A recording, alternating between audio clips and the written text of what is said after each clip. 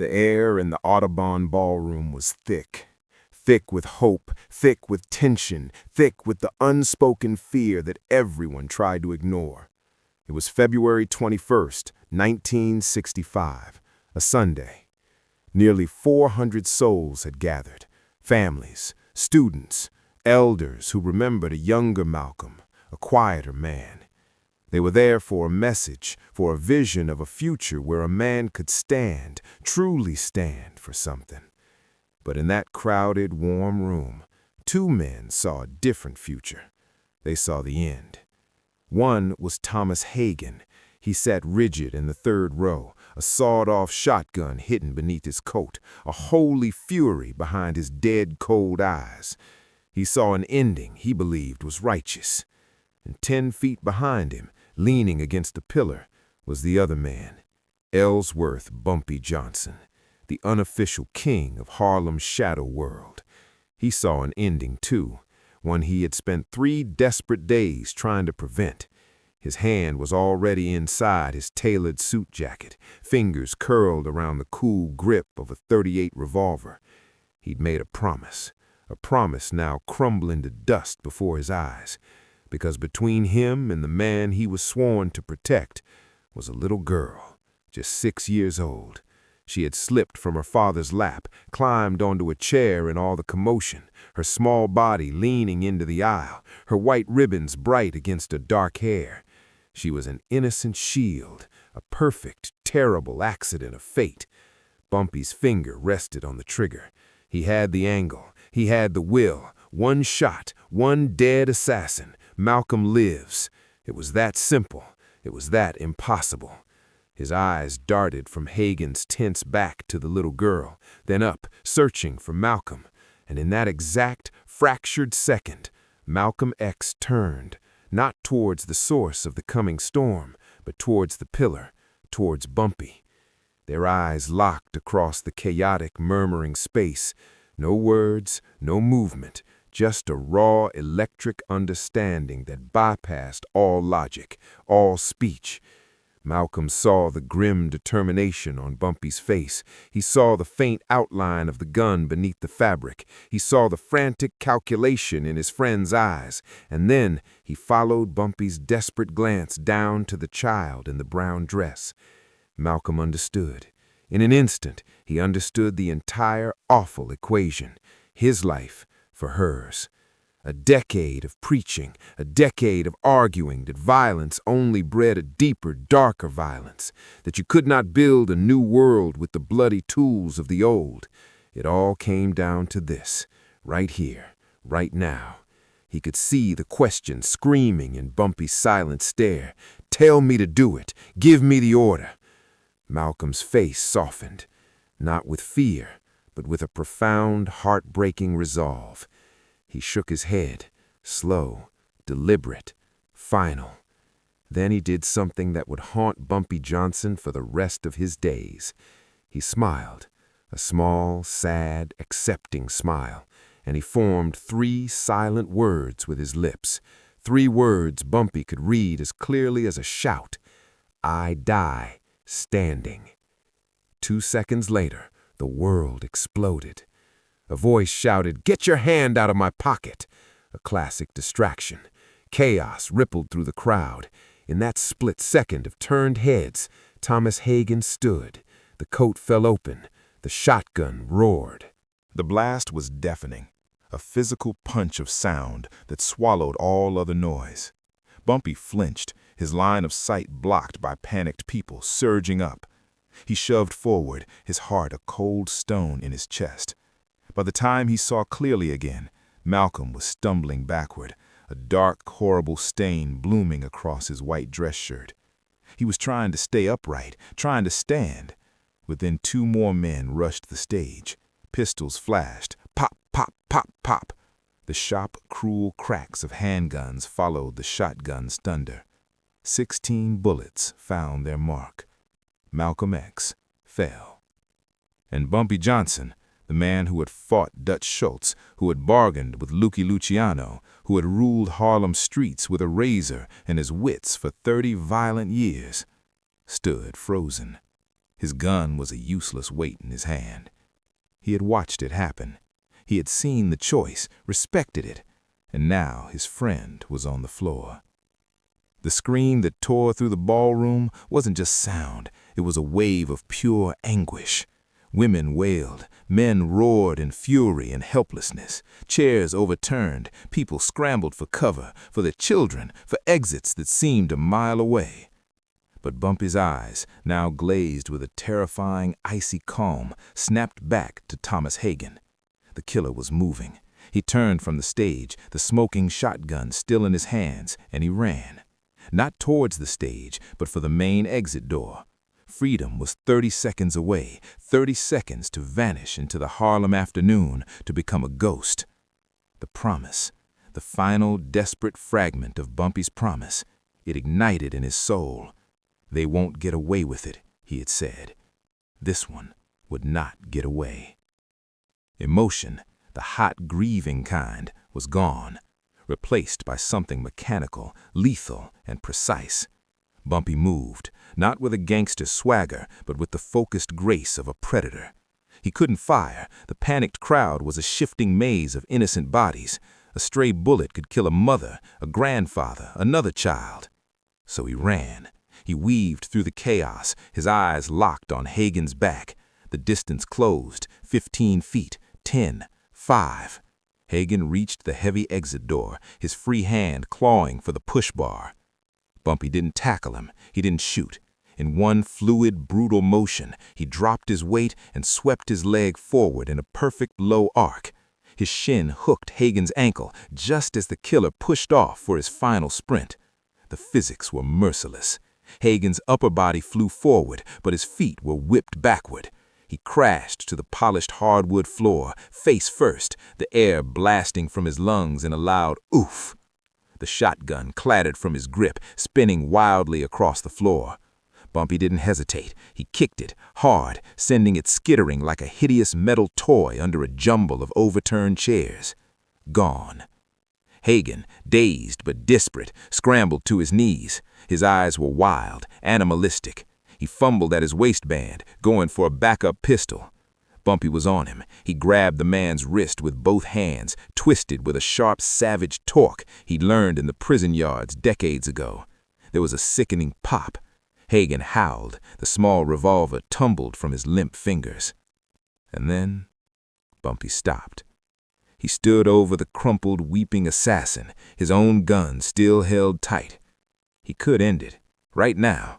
One bullet to the head, justice of a sort, vengeance of a kind. But he heard Malcolm's voice and his memory, clear as day.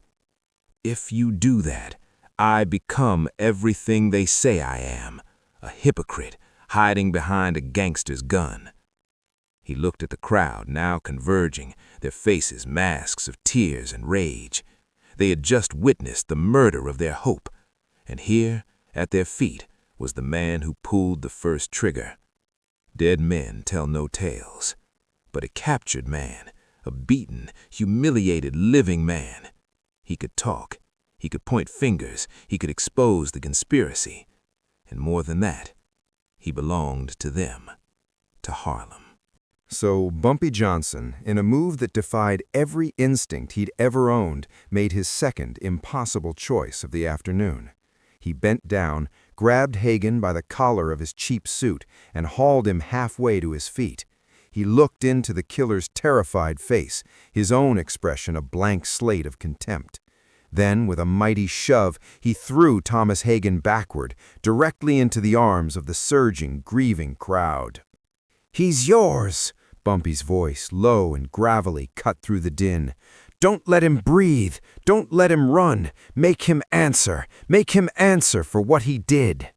The dam broke. 20 hands reached for him. 30. A fist smashed into Hagan's jaw, another into his gut. He disappeared under a wave of righteous fury, a sea of pummeling fists and tearing hands. They weren't killing him. They were claiming him. For Malcolm, for themselves. Bumpy took 2 steps back, melting toward a side exit. He watched for just a second as the mob pinned the killer to the floor, holding him down like a rabid dog. The The sirens were right outside now, screaming their approach. Bumpy Johnson turned. He walked, not ran, through the side door. He stepped out of the hellscape of the ballroom and into the cold, ordinary Harlem afternoon. He didn't look back. He just became a shadow among shadows, his suit jacket stained with another man's blood, disappearing into the streets he ruled. He was gone before the first police officer burst through the front doors. Behind him, Thomas Hagan was in custody, beaten, bloody, but alive. Alive to stand trial, alive to be questioned, alive to spend every single day of the rest of his life in a cage, knowing he had failed to escape, knowing Harlem had caught him. For Bumpy, it was a sliver of kept faith, but it was a cold comfort. Because to understand the weight of that failure, the depth of that promise, you have to go back. Back 3 days before the gunshots, back to the night the war became personal. It was February 14th, 1965, Valentine's Day, 2:46 in the morning. In the quiet, sleeping neighborhood of Elmhurst, Queens, a terrible flower bloomed. It was fire. A Molotov cocktail hurled through a bedroom window of a small, modest house, the home of Malcolm X. Flames, hungry and orange, engulfed the room where his wife, Betty, and their 4 little daughters slept. They escaped with only their lives and the nightclothes on their backs. The girls, the oldest just 6, stood shivering on the freezing sidewalk. They were covered in soot, crying, tiny figures watching their home, their toys, their safety, burned to the ground against the cold black sky. Malcolm knew who had done it. The Nation of Islam, Elijah Muhammad's enforcers, the brothers he had broken bread with, prayed with, trusted with his life. They wanted him dead for leaving, for speaking truths they called lies, for becoming his own man. The morning after the fire, as dawn painted the sky a sickly gray, Bumpy Johnson walked into Columbia Presbyterian Hospital. No phone call, no warning. He just appeared in the waiting room, a monument of tailored wool and quiet fury amidst the sterile smell of antiseptic. He found Malcolm there, sitting alone on a plastic chair, staring at the scuffed linoleum floor. Doctors were checking his daughters for smoke inhalation. The man who commanded audiences of thousands looked small, shattered. Bumpy sat down beside him. He didn't offer condolences. He didn't mince words. His voice was a low, steady rumble. Give me 48 hours. The men who did this, they won't see Wednesday. Malcolm didn't look up. He was exhausted to his very bones, soul-sick with a betrayal so deep it felt like a physical wound. When he finally spoke, his voice was a dry whisper, etched with sadness. If you do that, Bumpy, I become everything they say I am, a hypocrite, a fraud hiding behind a gangster's gun. You'd be alive, Bumpy countered, his jaw tight. I'd be dead inside, Malcolm said, and now he turned to look at him. His eyes were red-rimmed, but in their depths burned that familiar, unquenchable fire. I've spent 10 years, 10 long years, preaching that violence only breeds more violence, that you break the cycle by refusing to pick up the stone. I can't, I will not abandon that the moment I get scared. It ain't about principles, Malcolm. Bumpy's control slipped just for a second. The anger flashed. This is about your wife, your babies. They could have burned alive last night. You hear me? Alive. I know. Malcolm's voice cracked. A single tear traced a clean line through the soot on his cheek. I know, but if I let you kill for me, I destroy everything I've built, everything I'm trying to build. Violence for violence, blood for blood, that's the very wheel I'm trying to stop. I won't grease its axles. Bumpy stared at him. He hated the answer. He thought it was foolish, suicidal, but God help him, he respected it. He respected the sheer, terrifying courage of it. Then let me protect you, he said, his tone softer now, a strategic retreat. 24/7, my best men, armed, watching, no one gets close. Malcolm shook his head again. A man used to carrying impossible weights. No bodyguards. It sends the wrong message. It says I need their kind of strength. You're a dead man, Malcolm. Bumpy said it flatly, a simple statement of fact. You know that. Maybe, Malcolm replied. Then he did something that stunned Bumpy. He extended his hand. But I'll die clean. I'll die standing. Bumpy looked at the offered hand. He took it. His grip was strong, but Malcolm's was stronger in its conviction. They shook, a pact of two vastly different codes. They won't get away with it, Bumpy promised, his voice a vow. I know, Malcolm said quietly, finally releasing his hand. But don't do it for me. I've made my peace. Bumpy stood to leave. At the doorway to the waiting room, he stopped. He didn't turn around. 3 days, Malcolm. I'm giving you 3 days to change your mind. He heard the faint, sad smile in Malcolm's reply. I won't. 3 days. The clock started ticking. Bumpy put out feelers. He used his network, the invisible web of bartenders, numbers runners, cab drivers, and street sweepers who saw everything in Harlem. He heard whispers, nervous chatter. The nation was buzzing. Something was coming, but he couldn't find the shape of it. Not until the phone rang in the dead of night.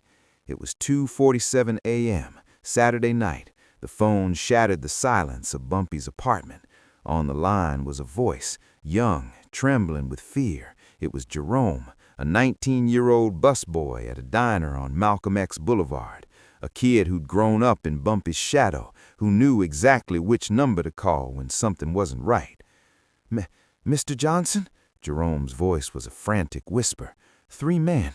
They just left my diner, corner booth. They were talking about handling the preacher problem. They mentioned tomorrow. They mentioned Audubon. They mentioned shotguns.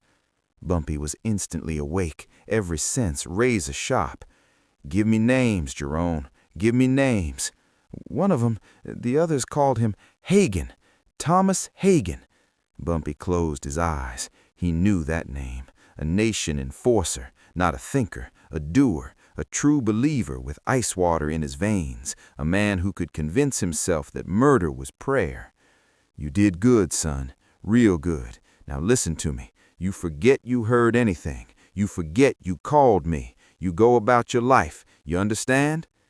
After he hung up, Bumpy tried to call Malcolm. The phone rang and rang into the empty night. He sent runners. He used every back channel he had. The messages went out into the dark and came back with nothing. Malcolm was in his own world, preparing for his talk, surrounded by loyalists who distanced themselves from men like Bumpy. The wall was up. So, on Sunday, February 21st, Bumpy Johnson did the one thing he'd promised himself he wouldn't do. He went alone. He broke his own rules. At 2:15 p.m., he entered the Audubon Ballroom. It was already filling up. The air was warm, buzzing with anticipation. He wore a simple, dark suit, nothing to draw the eye. Bumpy didn't need flashy clothes to command a room. His presence was a quiet pressure, a gravity of its own. He didn't sit in the back like a spectator. He moved like a soldier taking position. He found a pillar on the left side, row 5, a perfect spot, clear sight lines to the stage, to the main exits, to the crowd. He scanned every face, his gaze methodical, cold. He saw the regulars, the families, the true believers. And then he saw them. 3 men that didn't fit, 2 in the front section, sitting too still, not engaging, just waiting. And in row 3, center aisle, Thomas Hagan. Bumpy recognized the look, the vacant, focused stare of a man who's already made peace with the sin he's about to commit. His soul was already gone. Only the machine of his body remained. Bumpy's hand slid under his jacket. The .38 was a familiar, comforting weight. He could do it now. Walk down that short aisle. 2 shots. Hagan and one of the backups, down before they knew what hit him. But 400 witnesses. Panic. A stampede. Children trampled. And Malcolm, he'd just die tomorrow or the next day. You can't kill an idea by killing one fanatic. The sickness would remain. So he waited. He stood by his pillar, a statue of impending doom. At 4:20 p.m., the moderator's voice filled the hall. "Brothers and sisters, I present to you Malcolm X." The room erupted. 400 people rose as one, their applause a thunderous wave of love and respect. Malcolm walked out. No bodyguards, no flinch in his step, just a man, his notes, and his truth. He raised his hands.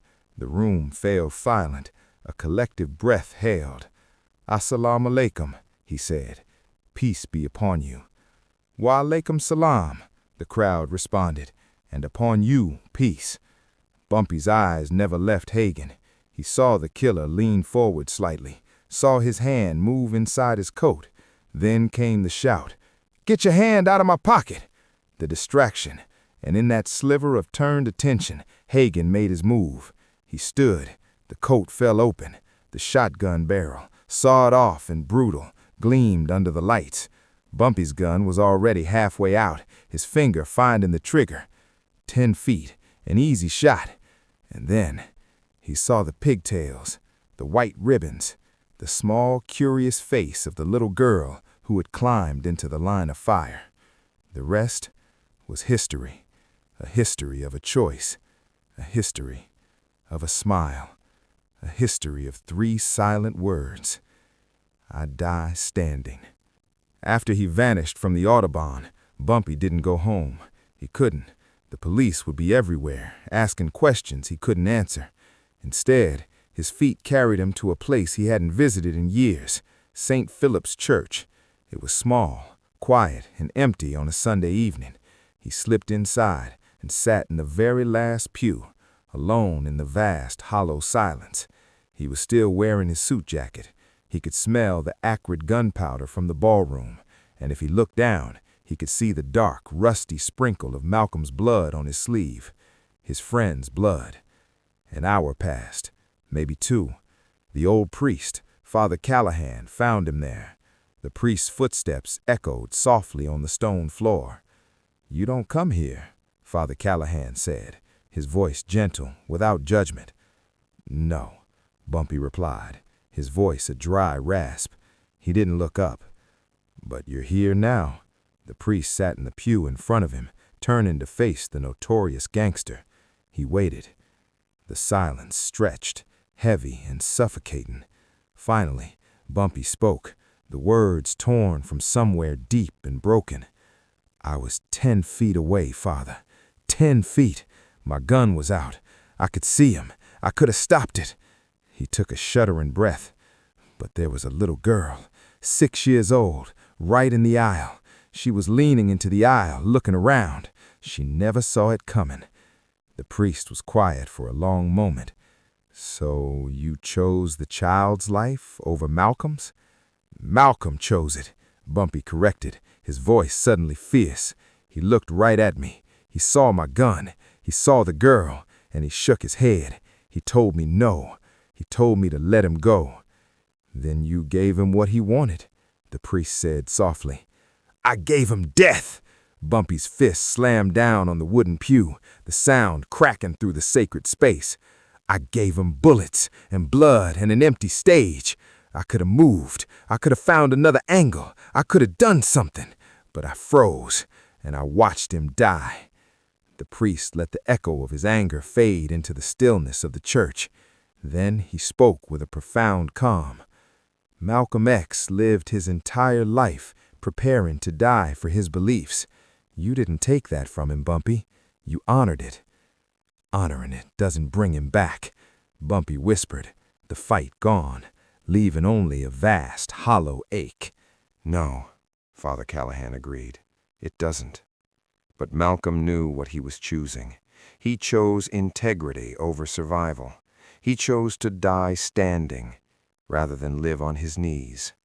Very few men have the courage to make that choice, and even fewer have the courage to respect it." Bumpy stood up. He straightened his stained jacket, a man reassembling his armor. "Hagan's alive. The crowd beat him good, but he'll live. He'll stand trial. And the others?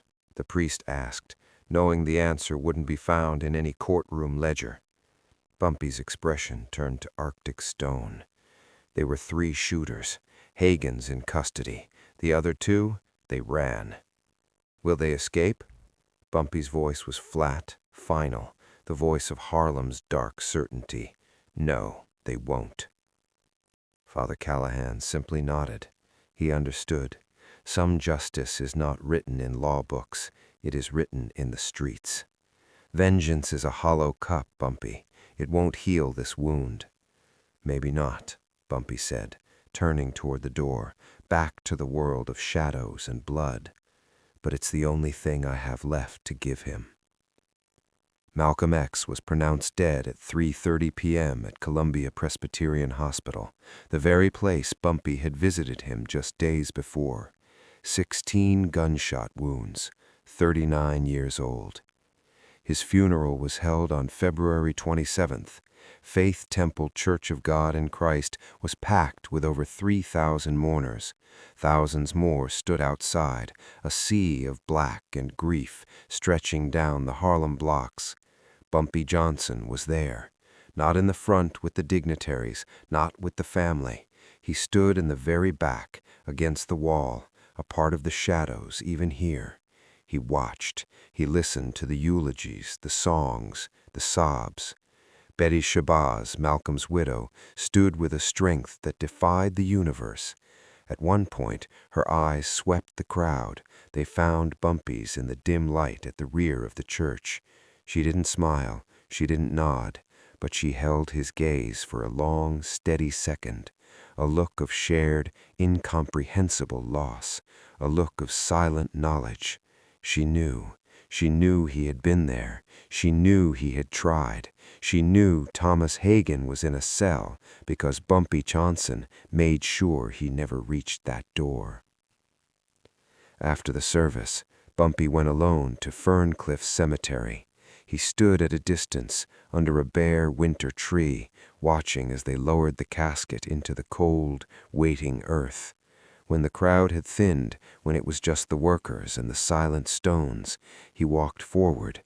He stood at the edge of the grave, looking down at the simple, polished wood box that contained the giant. From his inside pocket, he drew out not a flower, but an object, his straight razor, the one he'd carried since he was a teenager, the one that had carved his reputation into the flesh of Harlem's history. Its mother-of-pearl handle was worn smooth by his grip. It was a symbol of his power, his violence, his survival, his entire code of the street. He held it for a moment, feeling its weight, its history. Then he bent and placed it gently, almost reverently, on the coffin lid. "You died standing," he said, his voice barely a breath in the winter wind, "just like you wanted to." He paused, his eyes hardened into flint. "But the men who killed you, the ones still breathing, they're not going to die standing. They're going to die scared and alone. That is my promise." Ellsworth Bumpy Johnson kept that promise.